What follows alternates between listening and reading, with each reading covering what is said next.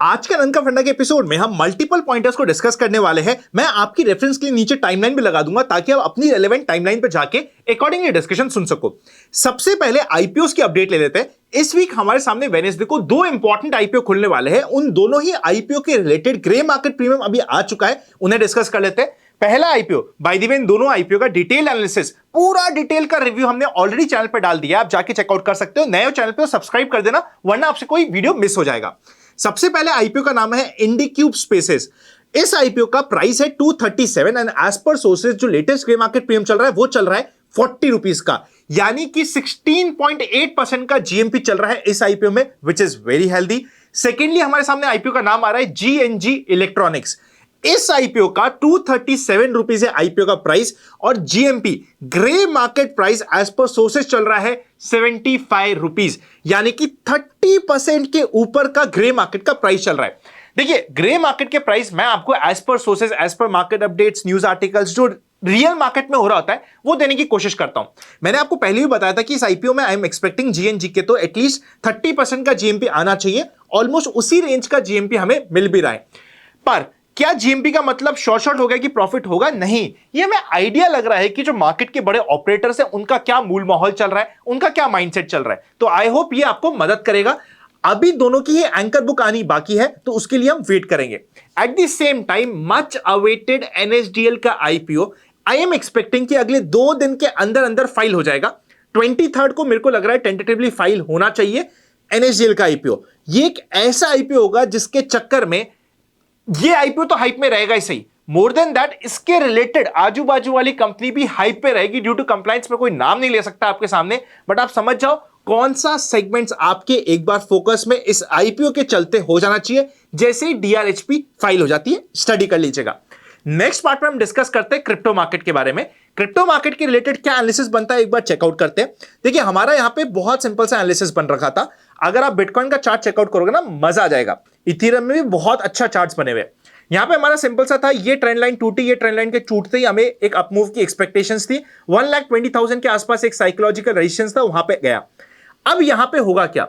यहां पे होगा ये कि सपोज करते हैं मार्केट को नीचे जाना है तो नीचे सीधा नहीं जाएगा, नीचे जाएगा ऐसा करते हुए और ऊपर भी जाएगा ऐसा करते हुए। तो हमें इस पैटर्न को अब ध्यान रखना है। ऊपर जाने की कोई भी ट्रेड लेने से पहले 1,20,000 को क्रॉस जब तक नहीं करता, इट इज हाई चांस जैसे पिछले 2 बार इस लेवल से लेकर रेजिस्टेंस फेस करा है, अभी भी फेस कर जाए तो it should not be shocking. Also, क्या हमें ऑल्ट कॉइन का सीजन आ गया है? इसके लिए मैं आपको एक लाइन बोलता हूं, आप समझ जाओगे। अगर यहां पे इमीडिएटली बिटकॉइन चल जाता है तो ऑल्ट कॉइन का सीजन लंबा नहीं चलेगा, वर्सेस अगर ऑल्ट कॉइन के सीजन को लंबा चलना है तो बिटकॉइन को एक बार एटलीस्ट 1,11,000 के लेवल को या उसके नीचे के लेवल को रीटेस्ट करना पड़ेगा। तब मैं ये कह सकता हूं कि ऑल्ट कॉइन का सीजन लंबा चल सकता है। छोटा सा पॉइंट, अगर आप चाहते हो डिटेल में बात करें तो कमेंट कर देना, बात कर लेंगे। अभी आप चेकआउट कर सकते हो। मैं यूज करता हूं पर्सनली डेल्टा एक्सचेंज इंडिया को ट्रेड करने के लिए। यहां पे सबसे इंपॉर्टेंट फीचर ये है, आपका पैसा इंडिया का इंडिया में ही रहता है, इंडिया से बाहर नहीं जाता। तो जो रिस्क फैक्टर होता है वो हमारे लिए कंपैरेटिवली कम हो जाता है। हम लोग यहाँ पे फ्यूचर्स एंड ऑप्शंस में डायरेक्टली ट्रेड करते हैं, आप जाके यहाँ पे चेकआउट कर सकते हो। ऑल्सो ये इंडिया में एफआईयू कंप्लायंट है, एफआईयू रजिस्टर्ड है। स्पेशल लिंक आपको डिस्क्रिप्शन में मिल जाएगा, नीचे एक फॉर्म भी, उस फॉर्म को भरेंगे तो विद इन 10 डेज हमारी टीम आपको एक प्राइवेट कम्युनिटी का भी पार्ट बनने का एक्सेस आपके मेल पे दे देगी, आप चेकआउट कर सकते हो। यहाँ पे वॉल्यूम्स भी अच्छे हैं, पर एट द सेम टाइम जो भी रिस्क फैक्टर्स है आपको टर्म्स ऑफ सर्विस में नीचे मिल जाएंगे, आप उसको चेकआउट कर सकते हो। फीस भी कंट्रोल्ड है as compare to other platforms. मैं पर्सनली इसको यूज करता हूं, आप चाहो तो इसको यूज कर सकते हो, लिंक डिस्क्रिप्शन में। नेक्स्ट बात करते हैं हमारे प्यारे निफ्टी की। देखिए, निफ्टी में हुआ क्या है आज। निफ्टी का 33% ऑफ द कंपोनेंट जो बनाता है उनका रिजल्ट था, रिजल्ट पे रिएक्शन था। HDFC, Reliance, ICICI. रिलायंस ने थोड़ा सा दबा, पर at the same time bank Nifty ने बहुत अच्छा परफॉर्म करा, जिसकी वजह से मार्केट चल गया है। ये एक दिन के रिजल्ट का रिएक्शन हुआ। निफ्टी में चेकआउट करोगे तो निफ्टी अपने एग्जैक्टली 50 डे मूविंग एवरेज के आसपास खड़ा है, वहीं से सपोर्ट लिया है। क्या हमने 2 बार लास्ट वीक बात नहीं करी थी कि 50 डे मूविंग एवरेज का सपोर्ट इंपॉर्टेंट होगा? सपोर्ट इसने ले लिया है। अगली बार क्या ये नीचे जाएगा तो सपोर्ट लेगा? I would say chances is 30%। तो अकॉर्डिंगली आपको स्टडी करना चाहिए। अभी हमारा यहां पे माइंडसेट क्या होना चाहिए? हमारा माइंडसेट ये होना चाहिए देखने का, क्या मार्केट आज के गेन को सस्टेन कर पाता है। सस्टेन करने का मतलब यह होगा कि कल के दिन मार्केट को 25,000 के नीचे नहीं जाना चाहिए। एंड क्लोजिंग टुवर्ड्स 25,150 देने की कोशिश करनी चाहिए। अगर ये होता है तो हम बोलेंगे कि हाँ यार, मार्केट एक बार 50 डे मूविंग एवरेज से साइजेबल बाउंस देने की कोशिश कर रहा है।